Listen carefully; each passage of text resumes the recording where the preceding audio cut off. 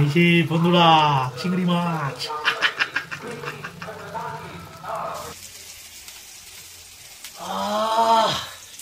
দেখাও দেখাও।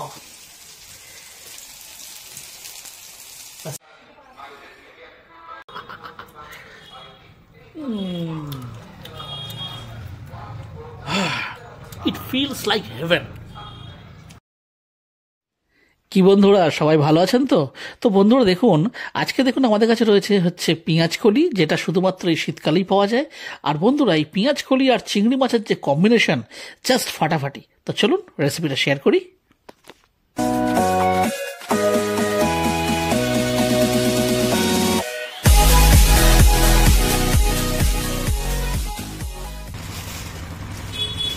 তো বন্ধুরা দেখুন, বাজার থেকে নিয়ে এসেছি চিংড়ি মাছ। এই দেখুন নড়ছে, দেখুন এখনো মালটা। এই যে বাপরে। তো বন্ধুরা দেখুন, এখানে পেঁয়াজগুলো যেগুলো রয়েছে সেগুলোকে একটু বড় বড় সাইজ করে দেখুন এখানে কেটে নিয়েছি। আর এখানে দেখুন রয়েছে সয়াবিন, এটাকে সেদ্ধ করে রেখেছি। আর এই দেখুন এখানে পেঁয়াজকে জুলিয়ান কাটিংয়ে কেটে নিয়েছি। এই রয়েছে আমাদের সাথে মটরশুঁটি। আর এখানে রয়েছে দেখুন ফুলকপি, এটাকেও দেখুন মোটামুটি ছোট ছোট টুকরো করে নেওয়া। আর এখানে রয়েছে আদা রসুন আর কাঁচা লঙ্কায় পেস্ট। এটা ছাড়া এখানে দেখুন কুকারে আলু টমেটো এটা সেদ্ধ করা হচ্ছে নুন আর হলুদ দিয়ে। আর এখানে বন্ধুরা দেখুন রয়েছে চিংড়ি মাছ, তো এটা এখন মানে বাছা চলছে। তো বন্ধুরা দেখুন নিয়ে নিচ্ছে একটা কড়াই, নিয়ে নিচ্ছে দেখুন সর্ষের তেল। তো বন্ধুরা এই রান্নাটা একটু লেন্দি হবে, কিন্তু টেস্ট কিন্তু খুব দারুণ হয় এটার। তো গ্যাসটাকে এখানে দেখুন আমরা জ্বালিয়ে নিচ্ছি।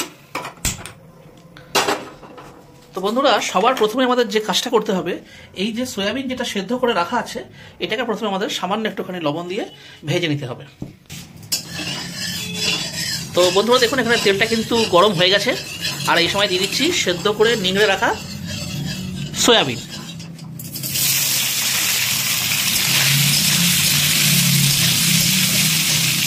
দিয়ে দিচ্ছে সামান্য পরিমাণ লবণ।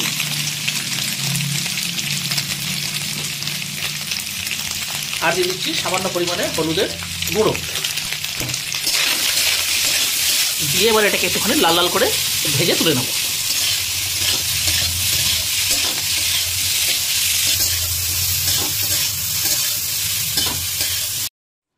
তো বন্ধুরা দেখুন ফাইনালি সয়াবিন ভাজাটা হয়ে গেছে। দেখুন এটাকে আমরা আলাদা করে থালাতে তুলে রাখছি।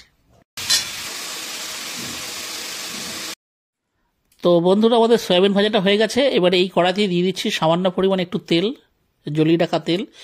আর সেই তেলের মধ্যে আমরা দিয়ে দেবো ফুলকপি। আর এগুলোকেও ওই সয়াবিনের মতনই সামান্য একটুখানি নুন হলুদ দিয়ে ভেজে তুলে রাখবো।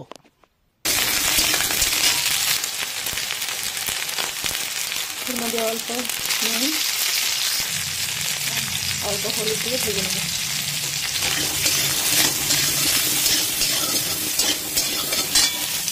তো বন্ধুরা দেখুন এখানে ফুলকপিগুলো দেখুন মোটামুটি লাল লাল করে ভাজা হয়ে গেল। এবার এগুলোকে আমি তুলে নিচ্ছি আলাদা একটা থালায়।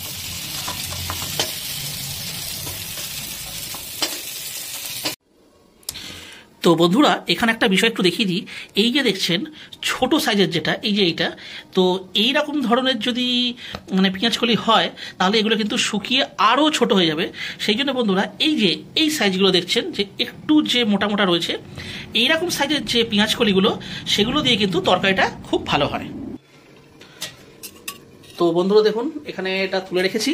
আর এতে দিয়ে দিচ্ছি আরেকটু তেল, কারণ এইটুকু তেলে হবে না। তো বন্ধুরা আমরা স্টার্টিংয়ে এই তেলটা কিন্তু একটুখানি জ্বলিয়ে রেখে নিয়েছিলাম যাতে আমাদের কাজ করতে একটু সুবিধা হয়। তো দেখুন এখানে গ্যাসের ফ্লেমটাকে বাড়িয়ে নিয়েছি।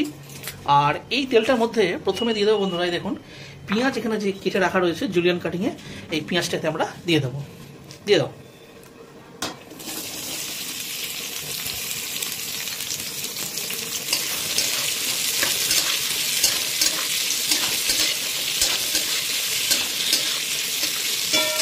তো বন্ধুরা এখানে পেঁয়াজটা কিন্তু একদম ব্রাউন করে কিন্তু আমরা ভাজবো না, মানে যেই একটু মানে এটা জাস্ট আর কি হালকা ভাজতে হবে, মানে 50% ভাজতে হবে।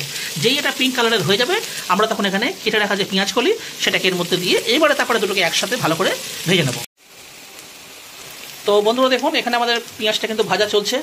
আর এদিকে দেখুন আলু আর টমেটো যে সেদ্ধ করতে দিয়েছিলাম সেটাও কিন্তু দেখুন এখানে সেদ্ধ হয়ে গেছে, একদম রেডি। তো বন্ধুরা পেঁয়াজটা কিন্তু আমাদের অ্যাকচুয়ালি 50% ভাজা হয়ে গেছে, আর এই সময়তে দিয়ে দেবো পেঁয়াজ কলি।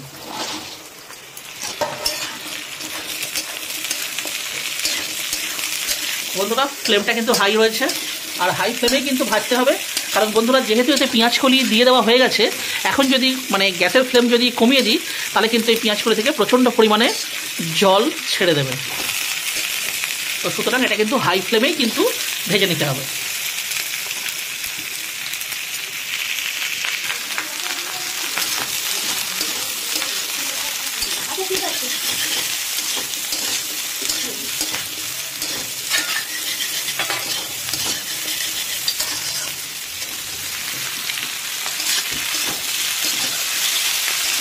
তো বন্ধুরা পেঁয়াজ কলি দিয়ে কিন্তু আমাদের প্রায় 5 মিনিট মতন ভাজা হয়েছে, আর এই সময় দেখুন ছাড়ানো যে মটরশুঁটি রয়েছে এটা আমরা এর মধ্যে দিয়ে দিচ্ছি, দিয়ে এবারে একসাথে আমাদেরকে ভেজে নিতে হবে।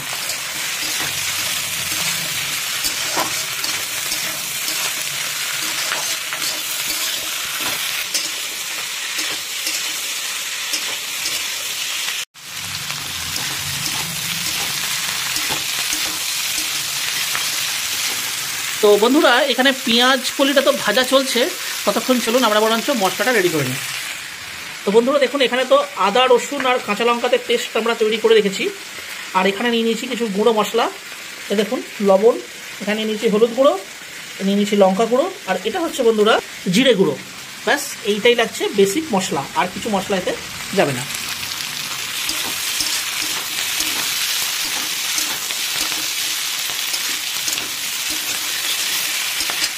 তো দেখুন বন্ধুরা যেহেতু এটা হাই ফ্লেমেই ভাজা চলছে, সুতরাং খুব একটা কিন্তু জল দেখুন বেরোয় নি, এই দেখুন একদম শুকনো।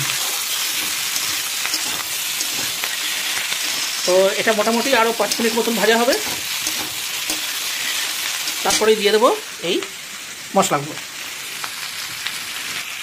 তো বন্ধুরা দেখুন ফাইনালি কিন্তু আমাদের ভাজা কিন্তু একদম হয়ে গেছে রেডি, আর এই সময় দিয়ে দিচ্ছি আদা রসুন আর কাঁচা লঙ্কার এই পেস্টটা, আর বন্ধুরা এই একসাথেই দিয়ে দেবো এই মশলাগুলো।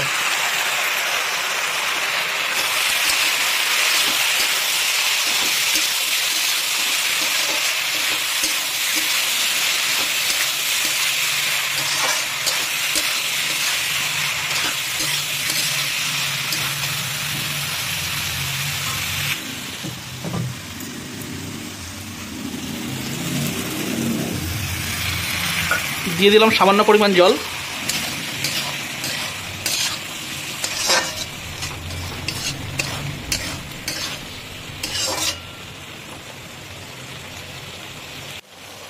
তো বন্ধুরা এই সময় দিয়ে দিচ্ছি দেখুন একটুখানি ঢাকা চাপা, জাস্ট 2 মিনিটের জন্য, আর এখানে ফ্লেমটাকে স্লো করে দিচ্ছি। তো বন্ধুরা দেখুন এখানে মোটামুটি আমাদের 5 মিনিট মতন হয়েছে, বেশিক্ষণ রাখিনি।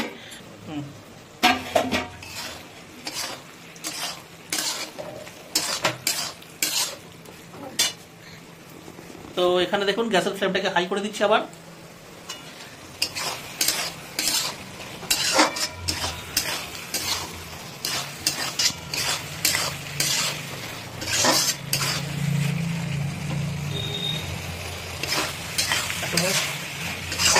তো বন্ধুরা এটা আরেকটুখানি হবে। তো বন্ধুরা এটা প্রায় আমাদের 80% মতন কিন্তু সেদ্ধ হয়ে গেছে, আর এই সময় দেখুন আমাদের এই ভেজে রাখা যে ফুলকপি আর এখানে রয়েছে সয়াবিন, এটা আমরা এর মধ্যে দিয়ে দেবো। দিয়ে এবারে এটাকে আমরা একসাথে কিন্তু কষবো এই মশলাটার সাথে।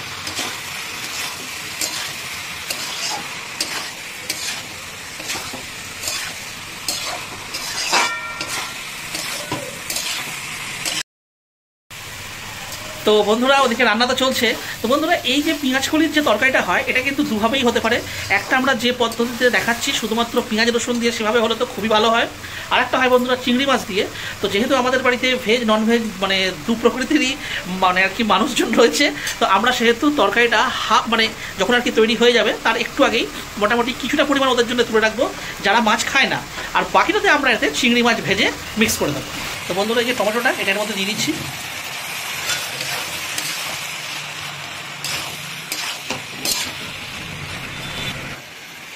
তো বন্ধুরা এখানে একটা মিক্স হয়ে গেছে দেখুন ভালো করে। এবারে দিয়ে দিচ্ছি সেদ্ধ করে রাখা আলু জল সমেত। চলো করে দিচ্ছি এগুলোকে ভালো করে মিক্স।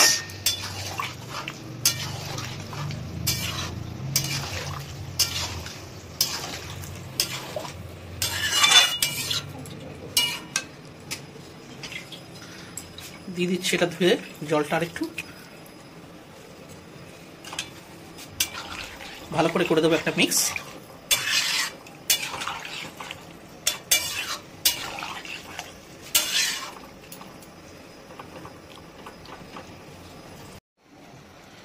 তো বন্ধুরা দেখুন জলটা দেওয়ার পরে দেখুন ফুটতে শুরু করেছে। এই সময় দিয়ে দেবো আমরা ঢাকা চাপা, আর দিয়ে গ্যাসের ফ্লেমটাকে স্লো করে দিচ্ছি। এইভাবে থাকবে 5 থেকে 10 মিনিট। তো বন্ধুরা দেখুন এখানে ফাইনালি কিন্তু চিংড়ি মাছগুলো বাছা হয়ে গেছে, আর এইবারে এগুলোকে ভালো করে ধুয়ে নেওয়া হয়ে গেছে। আর এর সঙ্গে এখন মানে নুন আর হলুদ মাখিয়ে দিচ্ছি যে এবারে এগুলো শুধু ভাজা হবে।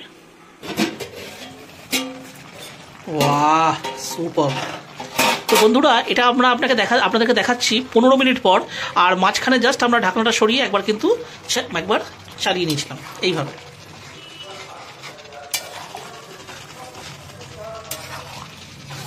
তো বন্ধুরা দেখুন ফাইনালি এখানে চিংড়ি মাছটাকে ভেজে নেওয়া হচ্ছে, মানে চিংড়ি মাছগুলোকে এখানে ভেজে নেওয়া হচ্ছে।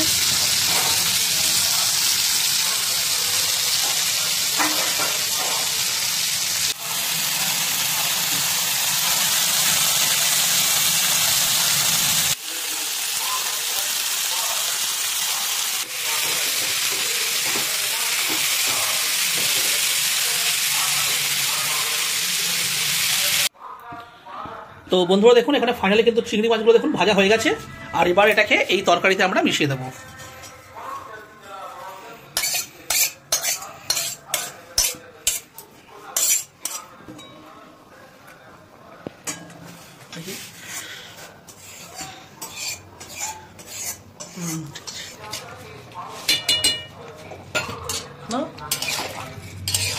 দিয়ে করে দেবো ভালো করে একটা মিক্স।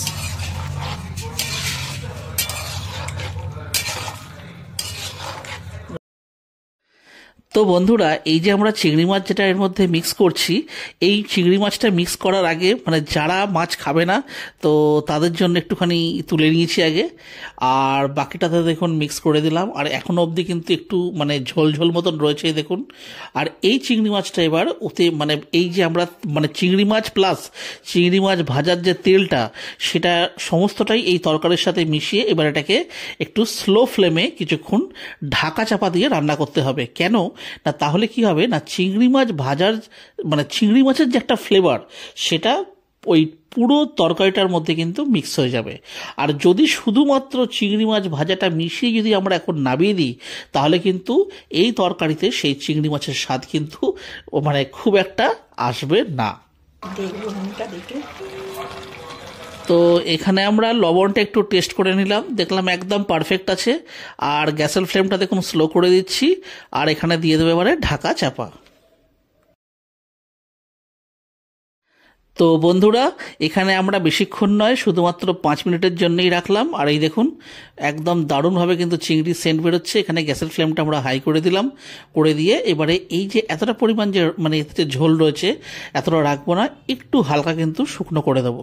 মানে এই তরকারিটা কিন্তু একদম শুকনো শুকনো হয় না, একটু থকথকে হয়।